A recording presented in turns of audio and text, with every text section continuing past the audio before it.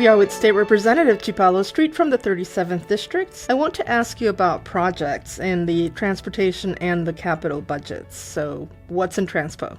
So unfortunately, the traffic safety bill didn't make it out of rules. However, the bill's not dead.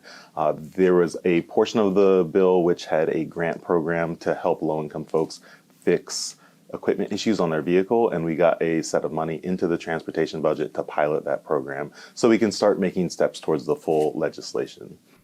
All right, so now let's pivot to the capital budget. What's in there? I'm really excited about the capital budget. There is a group called the Tubman Health Center.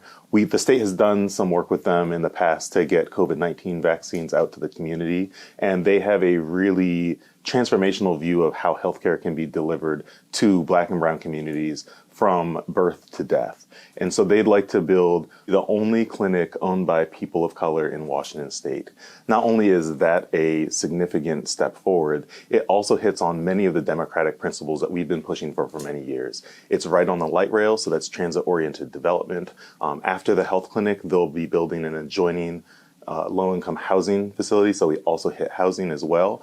And then they also want to use the health clinic as a means for training folks in the community for these very needed jobs like nursing and entry into healthcare. So I'm really excited about this project, and we got $11.7 million in the capital budget, which is a huge amount of money for one project. This not only shows the investment that the state has in equity, but it will also help them go out and raise matching private money for this great project. Is there anything else in the capital budget that you're excited about? There's a ton of things I'm excited about. Staying on the theme of healthcare, the Indian Health Board has money to increase their dental services, turning to things like childcare and low-income housing.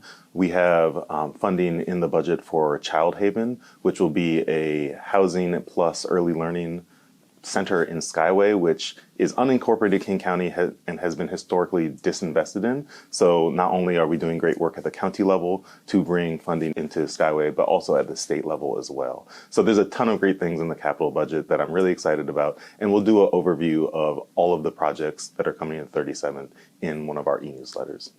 These last 3 weeks, what's happening?